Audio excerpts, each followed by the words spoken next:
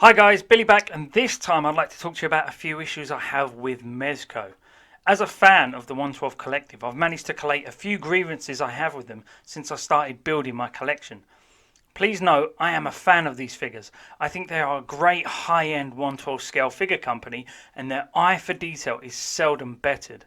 But with that being said, they have some practices that I think they really need to improve on so that us, the collectors, can have a much more pleasant experience with them. Right, so let's get on and bitch about truly first world problems by an over-entitled 30-something on the internet with way too much time on his hands.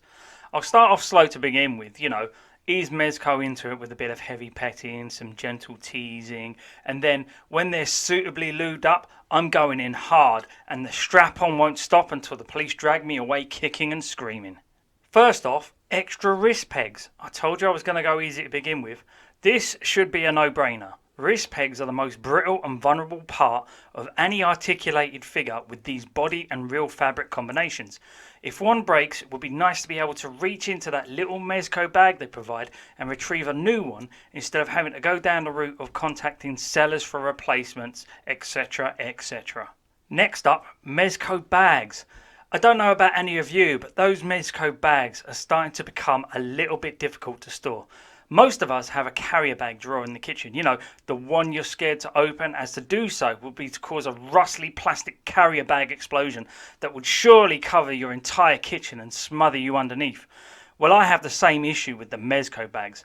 I'm not sure what I'm going to do with them, as I don't use them to store my accessories, and they just take up too much space in the storage boxes I keep them in. It really is the least of my gripes, but it is a gripe nonetheless. Okay, we're going to up the tempo now a little bit. The stands. Mezco stands are the 112 equivalent of manspreading. They take up as much space as humanly possible. In fact, if they were the human equivalent, they'd probably also sit on the tube, talk loudly on the phone whilst eating the stinkiest katsu curry from Wagamamas that they could get. The ignorant twat. Now, I'm sure the size of the bases were designed so that they could use the articulated arms and maintain balance for figures and dynamic poses. However, the amount of area each one takes up is somewhat excessive. A positive of this is that each figure gets a reasonable amount of space to itself and stand out. However, it's little comfort to those with limited real estate with which to put said figures. As the collection grows, space becomes a premium. I'd like to see them create smaller stands, or at least design a separate one which we could buy that is at least half the size. They could be simple transparent perspex bases with a Mezco logo etched in if need be. I'd like to see several different holes in each one so you had a choice of where the foot peg could go. This would allow for much more posing options and maximise display space. They could sell them in packs of 5 or 10 as an additional item on their site. If you can actually get on the fucking site, don't worry, I'm building up to it. This would allow some to at least have the option, instead of having to try and mod their own like I did with a bunch of necker stands that are flimsy at best. Please don't leave me to my own creative devices, Mezco. It never ends well. And now for the main reason for the video, chase figures.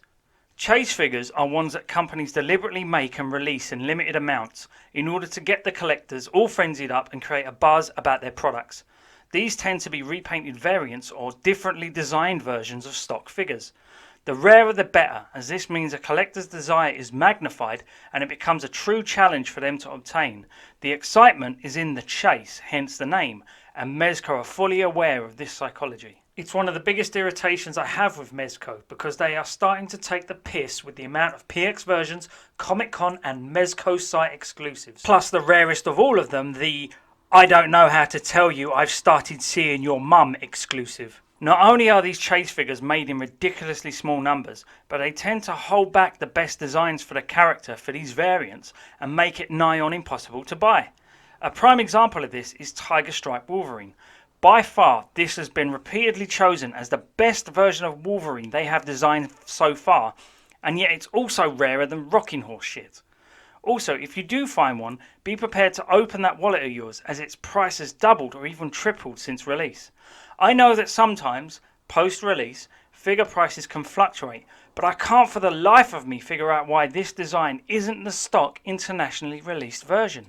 Instead, we got a brown and yellow costumed Wolverine that, while still good, pales in comparison next to Tiger Stripe. Also, the brown-yellow basic release is still readily available on a lot of sites. While all of us collectors battle it out for the one true version of Wolverine, we all voted as the best. And come to think of it, why in holy fuck did you design a Punisher with skull armoured plating, only to then go on to design one with a skull t-shirt motif and make that the odd one out? Punisher with a skull t-shirt? Surely that should have been the regular release. Now I understand that sometimes, in order to skirt licensing issues, some figures are released in limited numbers, and the way to sell these is via exclusive events which limits the distribution, and thus they can get around legal loopholes. NECA did this brilliantly when they made the 7-inch 1989 Batman figure by putting it in a box set with a Blu-ray version of the film, thus making it a free gift. So it's understandable that sometimes companies need to do some weird things to get figures into the hands of collectors. But the sheer number of these by Mezco is getting a tad excessive. Why don't you just design one really good version of the figure to sell and increase the number so that instead of 3 or 4 variants showing up, there's a good amount of one that people can get hold of? You can still have chase figures, but you just don't have to do so many, and then you can actually sit down and focus on making it as different as possible rather than churning out another one of these figures with a different coloured accessory. But by far their worst offence though is the Mezco website exclusives. The way they announce and then release the pre-orders means there tends to be a frenzy of people trying to pre-order, and a lot of times their site fails or the payment system messes up and leaves a lot of people who got in early enough still not to be able to get one.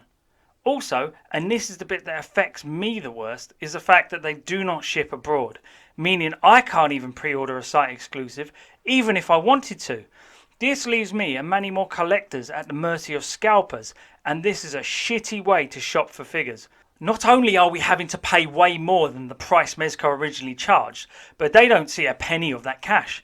This means that they are priced at the not worth it for the money level instead of the fair one they originally charged. You are literally throwing pounds or dollars away for an item that, if Mezco just applied a bit more thought to the process, the majority of customers could own. I don't mind paying for figures, but I'd rather it went to the people that actually made the figure and not an opportunistic money-grabbing shithead on eBay.